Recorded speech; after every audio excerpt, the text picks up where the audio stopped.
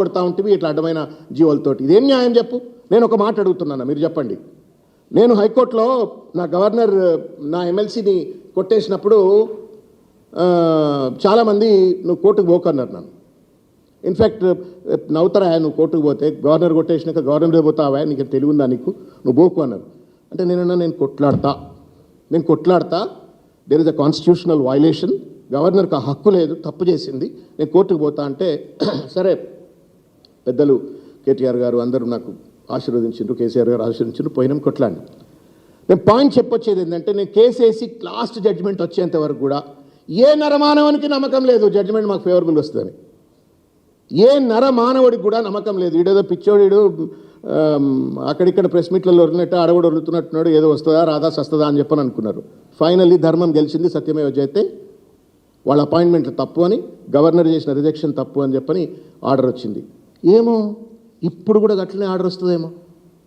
December 12వ తారీఖు నాడు 50% రిజర్వేషన్లు దాటొచ్చు, బీసీలకు 42% రిజర్వేషన్స్ ఇవ్వచ్చు అని సింఘవి గారు చెప్పినట్టుగానే వస్తుందో ఏమో. ఎందుకు అంత ఉబ్బాగుతలేదు?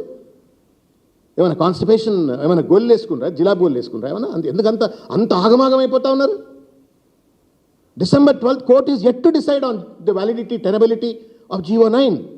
42% ఇవ్వచ్చా ఇవ్వకూడదా చెప్తుంది కదా. ఇవ్వకముందే నీకు నువ్వే 42 జీవో పట్టుకొచ్చి 46 జీవో పట్టుకొచ్చి నోట్ల మన్ను వస్తే న్యాయమా చెప్పండి?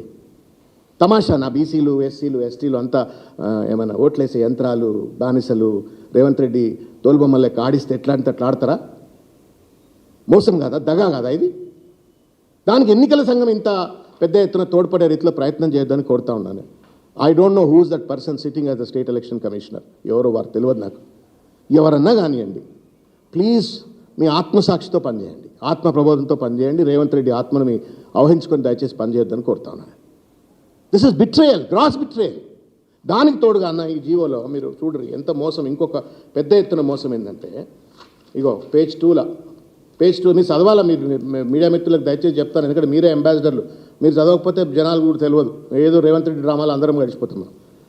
సెకండ్ పేజ్లో 4th పారాగ్రాఫ్ ఏం చెప్తుంది అంటే, ప్రొసీజర్ ఫర్ రిజర్వేషన్స్లో వార్డు మెంబర్కు office of seats to be reserved identification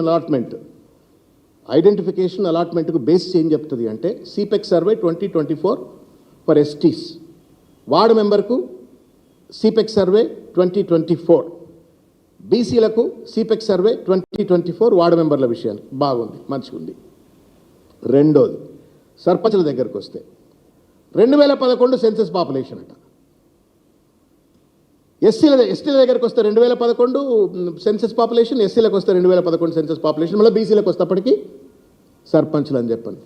ఏం తమాషా రేవంత్ రెడ్డి సాబ్, ఇది ఏం తమాషా ఇది? ఆయన అంటే అడ్డమైనటువంటి ఒక రీతిలో ఆలోచించవచ్చు. మరి ఐఏఎస్ ఆఫీసర్లు మీరేం చేస్తాను? Don't you have constitutionality? సంతకం పెట్టిన ఆయన ఎవరు? పెద్ద ఆయన, పేరెనిక కలిగిన ఆయన. మరి ఎవరు? శ్రీధర్ అట. ఈయన పేరు శ్రీధర్. 46 జీవో సంతకం పెట్టిన ఆయన శ్రీధర్. సింగరేణి కాలనీస్లో చాలా ఏళ్ళు పనిచేసిండు. ఏం బుద్ధి జ్ఞానం లేకుండా ఉంటే ఎట్లా చెప్పండి మీరు కూడా? What is the constitutionality? అంటే ఎస్సీ ఎస్టీలకు బీసీలకు పంచాయతీ పెట్టాలా? ఎస్సీ ఎస్టీలకు రావాల్సినటువంటి ఒక proportion to the population reservation రావద్దు? మనం ఎందుకు 23లో అయితే పాపులేషన్ పెరుగుతుంది కదన్న.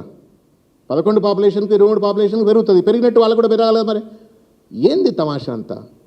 ఏం 12 రోజులు అయితే మన రేవంత్ రెడ్డి కిరీటాలు ఊడిపడతాయా? భూమి బద్దలు అవుతుందా? ఆకాశం చిల్లులు పడతాయా? ఎందుకు అవుతలేదు రేవంత్ రెడ్డి గారు?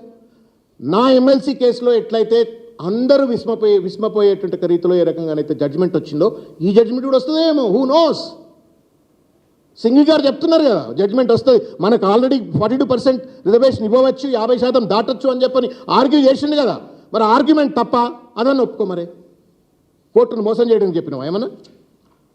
కాబట్టి నేను విజ్ఞప్తి చేస్తా ఉన్నాను ఎన్నికల సంఘానికి. రేవంత్ రెడ్డి అయితే ఈనాడు మూర్ఖుడు, మొండైన, ఆయన ఇంటాడని నేను అనుకోవట్లేను.